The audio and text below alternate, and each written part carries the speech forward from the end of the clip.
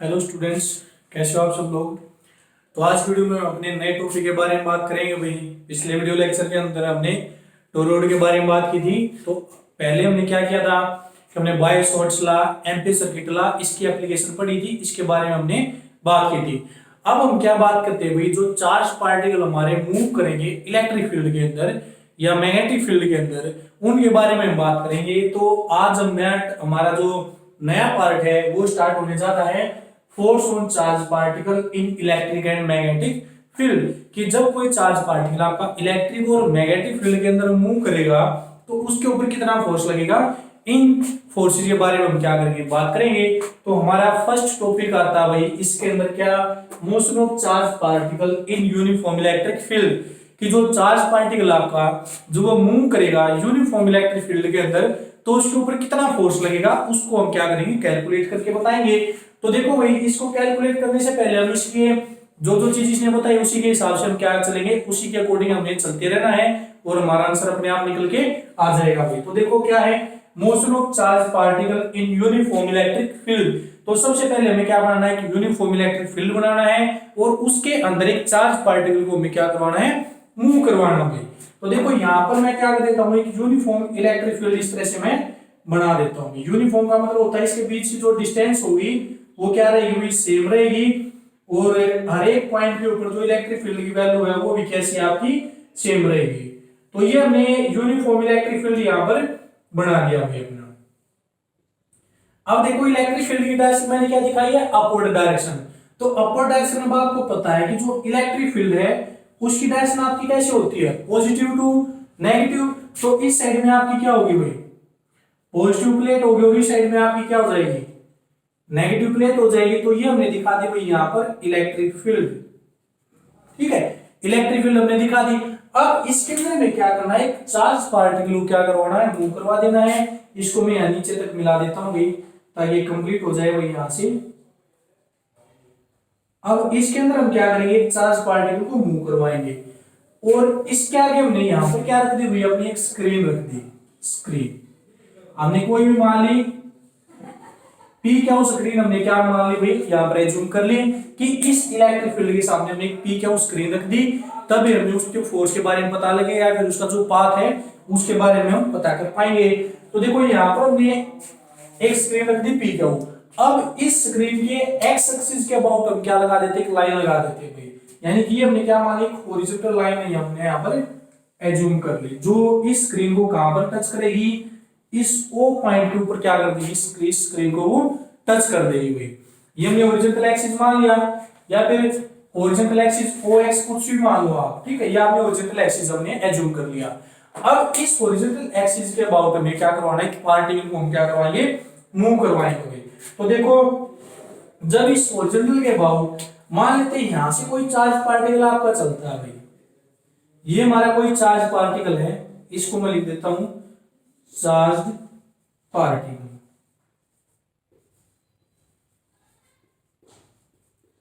ये हमने एक चार्ज पार्टिकल मान लिया। अब ये चार्ज पार्टिकल क्या करेगा भाई, मूव करके जाएगा स्ट्रेट। अब इसके अंदर आपको जो अंडरस्टैंडिंग करनी है वो ये बात देखनी, देखो यहाँ पर ये चार्ज पार्टिकल है और ये क्या करेगा, यहां से v वेलोसिटी के साथ मूव करके जाएगा भाई। v वेलोसिटी के साथ क्या करेगा, ये मूव करके जाएगा। यहाँ पर जो आपका चार्ज पार्टिकल है वो, अब ये v वेलोसिटी से यहाँ पर मूव करके जाएगा तो इसमें क्या होगा, अब एक तो इलेक्ट्रिक फील्ड के प्रेजेंस में इसको मूव करवाएंगे और एक इलेक्ट्रिक फील्ड के अब्सेंस में इसको मूव करवाएंगे। तो यहां से देखो ये चार्ज पार्टिकल है, v वेलोसिटी से जाएगा। अगर यहां पर आपकी ये इलेक्ट्रिक फील्ड प्रेजेंट नहीं होती, आपकी ये लाइन में यहां से रब कर दूं तो ये पार्टिकल कहां पर जाएगा, स्ट्रेट लाइन के अबाउट जाएगा और इस ओ पॉइंट के ऊपर क्या कर जाएगा, जाकर स्ट्राइक कर जाएगा भाई। ठीक है, क्योंकि इसके ऊपर कोई फोर्स नहीं लगा। अब यहां पर हमने चार्ज पार्टिकल मान लिया। ठीक है, कैसा charge particle, positive charge particle. ठीक है, यहां पर हमने कोई पॉजिटिव चार्ज पार्टिकल मान लिया। अगर इलेक्ट्रिक फील्ड आपकी प्रेजेंट नहीं होगी तो ये क्या करेगा, डायरेक्ट ओ पॉइंट के ऊपर जाके क्या कर जाएगा, स्ट्राइक कर जाएगा भाई आपका। ठीक है, अब हमने क्या किया, ये चार्ज पार्टिकल मूव करवा दे और यहाँ पर हमारी क्या प्रेजेंट है, इलेक्ट्रिक फील्ड।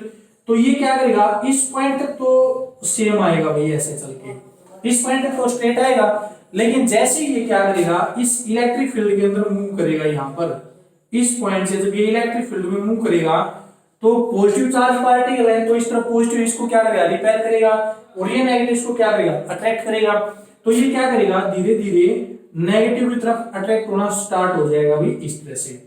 तो ये इस तरह से अपवर्ड डायरेक्शन में जाएगा, और जब ये इलेक्ट्रिक फील्ड से बाहर निकल जाएगा तो कैसा पाथ फॉलो करेगा, स्ट्रेट पाथ फॉलो करेगा। ऐसे मान लेते हैं ये इसके ऊपर कहां पर जाकर स्ट्राइक कर गया भाई, इस ए पॉइंट के ऊपर जाकर क्या कर जाता है, ये स्ट्राइक कर जाता है भाई। ठीक है, तो देखो ये अपने पास से कितना डिस्प्लेस हुआ। अब यहां से आपने देखना है, यहां से धीरे धीरे इसकी डिस्प्लेसमेंट बढ़ती जा रही है जब ये इलेक्ट्रिक फील्ड के अंदर है, क्योंकि इलेक्ट्रिक फील्ड इसके ऊपर क्या करेगी, फोर्स लगा रही है, नेगेटिव क्या करेगा, अपनी तरफ अट्रैक्ट करेगा। लेकिन जैसे ही ये यहां पर हम कोई भी पॉइंट मान लेते हैं, मान लिया हमने क्या पॉइंट मान लिया, इलेक्ट्रिक फील्ड के अंदर ये क्या पॉइंट है, इस क्या पॉइंट से क्या करेगा, ये बाहर आएगा तो इलेक्ट्रिक फील्ड आपकी क्या हो जाएगी, खत्म हो जाएगी। तो इलेक्ट्रिक फील्ड खत्म होती है, फिर ये क्या करेगा, स्ट्रेट पाथ को फॉलो करेगा, और इस पी क्या उस स्क्रीन को ए पॉइंट के ऊपर जाके क्या कर जाएगा, स्ट्राइक कर जाएगा। तो इसके मोशन के अंदर क्या डिफरेंस आया भाई, पहले ये ओ पॉइंट के ऊपर जा रहा था, अगर फिर इलेक्ट्रिक फील्ड प्रेजेंट हुई तो कहां पर पहुंच गया, ए पॉइंट के ऊपर। यानी इसकी जो डिस्प्लेसमेंट आई वो कितनी डिस्प्लेसमेंट आई भाई यहाँ पर, यानी हम मान लेते हैं कि इसने वाई डिस्प्लेसमेंट, ये क्या हुआ, डिस्प्लेस हो गया अपने ओरिजिनल पाथ से। तो ओरिजिनल पाथ कहां पर था, ओ पर, डिस्प्लेस कहां पर हो गया, ए के ऊपर। ठीक है, तो टोटल डिस्प्लेसमेंट हमने क्या मान ली, वाई, ओ से लेकर ए पॉइंट के बीच की। तो हमें इसकी ये टोटल डिस्प्लेसमेंट क्या करनी है, कैलकुलेट करनी है। अब देखो, अगर हम ये मान लेते हैं कि जो ये इलेक्ट्रिक फील्ड है, अगर इस इलेक्ट्रिक फील्ड की जो डिस्टेंस है या फिर इसकी जो विड्थ है वो कितनी मान ली भाई, हमने एक्स के इक्वल मान ली। ठीक है, एक्स के इक्वल मान ली, तो हमें इसके डिस्प्लेसमेंट कैलकुलेट करनी है। तो आपने इक्वेशन ऑफ मोशन पढ़ी होंगी +1 क्लास में, तो इसके अंदर हम कौन सी इक्वेशन यूज करें भाई, s is equal to ut plus half a t square. इस इक्वेशन का हमें क्या करना है, इसके अंदर यूज करना है। अब जो जो चीज हमने इसके अंदर यूज की है उनसे भी क्या करेंगे भाई, हम वैल्यू फाइंड आउट करेंगे। तो वैल्यू फाइंड आउट करने के लिए यहां पर क्या करेंगे, देखो सबसे पहले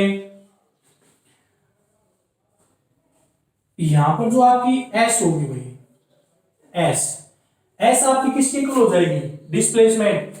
s क्या आपकी डिस्प्लेसमेंट है, और यहां पर डिस्प्लेसमेंट कितनी है इसकी, y डिस्प्लेसमेंट आई है, तो आपका s हो गया भाई किसके इक्वल, y के इक्वल भाई।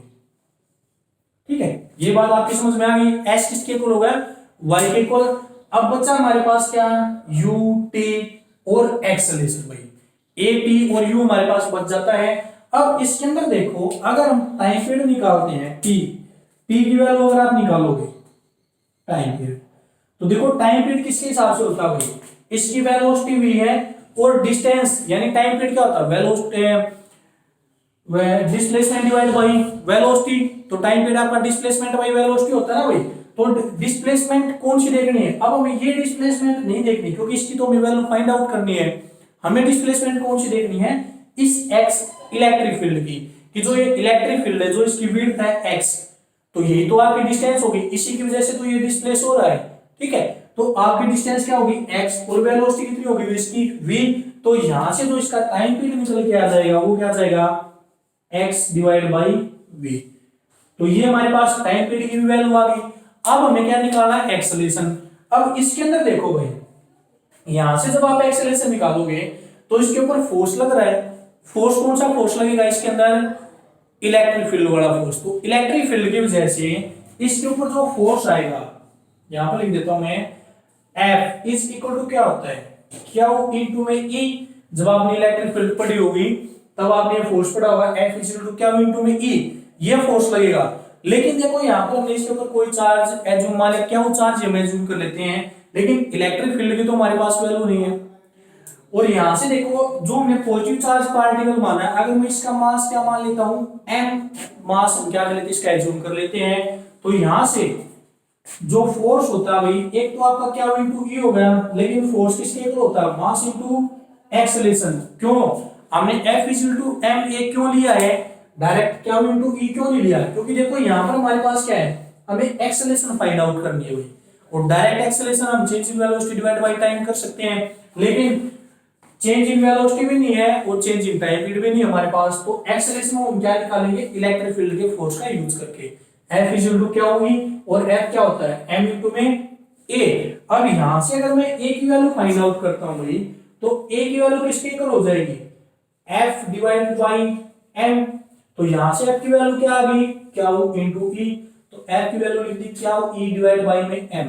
तो ये हमारे पास क्या आ गई एक्सेलरेशन की वैल्यू, ये आपके पास क्या आ गया टाइम पीरियड, और ये आपके पास क्या आ गई वही डिस्प्लेसमेंट। लेकिन अब हमारे पास क्या बचा भाई u। अब जो इनिशियल वेलोसिटी होगी वो आपकी कितनी हो जाएगी भाई, देखो यहाँ पर जो चार्ज पार्टिकल था उसको हम यहाँ पर लेके आए, और जैसे वो यहाँ पर आया यहाँ पर फोर्स लगना स्टार्ट होगा इलेक्ट्रिक फील्ड की वजह से। यानी इनिशियल में हमने उसको कोई भी वेलोसिटी नहीं दी थी, यहाँ पर जो इसकी v वेलोसिटी हमने मानी है वो हमने क्या मानी है भाई, जब यहाँ से चला वो v, मान लिया स्टार्टिंग में कि v वेलोसिटी के साथ उसने किसको किया भाई कवर, इस इलेक्ट्रिक फील्ड को। लेकिन स्टार्टिंग में हमने इनिशियल वेलोसिटी हमने उसकी जीरो मानी, यहाँ पर हम उसको लेके आए इलेक्ट्रिक फील्ड के अंदर, फिर इलेक्ट्रिक फील्ड के अंदर आते इलेक्ट्रिक फील्ड ने उसके ऊपर फोर्स लगा दिया, वो ऐसे मूव करने लगा, उसके अंदर मोशन प्रोड्यूस हो गई, और जैसे इलेक्ट्रिक फील्ड से बाहर निकला तो उसी मोशन की वजह से वो ए पार्टिकल के ऊपर, ए पॉइंट के ऊपर पहुंच जाता है आपका। ठीक है, तो इनिशियल वेलोसिटी यहां से आप क्या मानोगे जीरो, तो इनिशियल वेलोसिटी आपने क्या मान ली जीरो। अब ये जो हमने चार वैल्यू निकाली है एस की, टी की, यू की और ए की, इन सभी को क्या कर दो इक्वेशन नंबर फर्स्ट के अंदर हम क्या कर देते हैं भाई पुट कर देते हैं। ठीक है, तो जब हम इनको इक्वेशन नंबर फर्स्ट के अंदर पुट करेंगे तो यहाँ पर इसको मैं थोड़ा सा छोटा कर देता हूं ताकि हमारी वैल्यू यहाँ पर पुट की जाए भाई। तो S is equal to u t plus half a t square, ये होगा। अब देखो जो बाकी क्वेश्चन ऑफ मोशन आपको हो गए v equal to u plus a t v square minus u square equal to 2as, तो उन सभी के अंदर हमारे पास क्या था v equal to u plus a t, उसके अंदर एक्सेलरेशन ऑफ टाइम है लेकिन हमारी डिस्प्लेसमेंट नहीं है। फिर आ जाती है आपकी v square minus u square is equal to 2as। लेकिन देखो जब आप प्लस वन क्लास के अंदर आपने पढ़ी होगी equation of motion along x axis along y axis, तो उसमें से हमारी सिर्फ यही इक्वेशन क्या होती थी निकल के आती थी जब हम उसको कैलकुलेट करते थे। ठीक है, और कोई भी इक्वेशन हमारी नहीं आती थी, तो इसलिए हमने क्या किया भाई इस पाथ को निकालने के लिए हमने इस इक्वेशन का यूज किया है। तो ये बात आपने ध्यान रखनी है। तो यहाँ पर जब हम वैल्यू पुट करते हैं तो s की जगह क्या होगा भाई y is equal to u की वैल्यू 0 इनटू में t की वैल्यू क्या होगी भाई x by v plus 1/2। Acceleration आपके पास क्या आ गई, क्या हो e डिवाइड बाई में m, और इनटू में t स्क्वायर आपका क्या हो जाएगा भाई x बाई v का होल स्क्वायर। ये वैल्यू हमने यहां पर पुट कर दी। अब वैल्यू पुट करने के बाद अभी क्या करना है, यहां से ये हम वैल्यू फाइंड आउट करेंगे इसकी। तो देखो इसको मैं कर देता हूं, यहां से ये चीज आपको क्लियर हो चुकी होगी। अब हम यहां से क्या करेंगे भाई इसकी वैल्यू को फाइंड आउट करेंगे। तो देखो यहां से y इज इक्वल टू क्या गया आपका y इज इक्वल टू, ये तो जीरो होगा भाई आपका सारा, यहां पर क्या बचा 1/2 क्या हो e divided by m into में x square divide by v square. तो ये हमने निकाल दिया। अब देखो इसका पाथ निकालना हमें, तो पाथ ये किसके एक्सिस के अलोंग चला था भाई x एक्सिस के अलोंग। ठीक है, तो यहां पर देखो जब हम पाथ निकालेंगे तो पाथ के अंदर हम क्या करेंगे भाई, एक ये इक्वेशन होती है पैराबोला की। हम सबसे पहले देखो ये किस टाइप का पाथ फॉलो कर रहा है, ये इस टाइप से जा रहा है ना भाई अपवर्ड डायरेक्शन में इस तरह से, तो ये किस टाइप का पाथ होगा पैराबोलिक पाथ। और पैराबोलिक पाथ की आपके पास इक्वेशन क्या होती है उसको हम दिखाएंगे।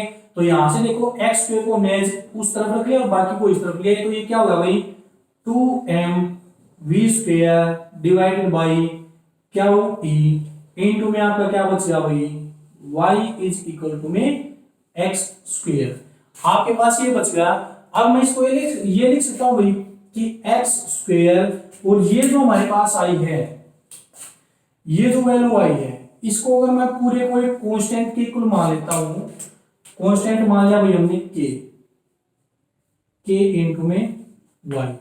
ठीक है, तो ये हमारे पास जो इक्वेशन आती है x इक्वल टू ky, ये जो इक्वेशन आएगी आपकी ये किसकी इक्वेशन आ जाती हुई आपके पैराबोला की इक्वेशन आती है, इक्वेशन ऑफ पैराबोला। तो ये किस टाइप का पाथ फॉलो करेगा आपका इलेक्ट्रिक फील्ड के अंदर? पैराबोला पाथ फॉलो करेगा। जब हम किसी भी एक चार्ज पार्टिकल को यूनिफॉर्म इलेक्ट्रिक फील्ड के अंदर मूव करवाएंगे तो उसके ऊपर जो फोर्स लगेगा उसकी वजह से वो किस टाइप का पाथ फॉलो करेगा? आपका पैराबोलिक पाथ को फॉलो करेगा। तो ये चीज आपने क्या रखनी हुई, ध्यान रखनी है।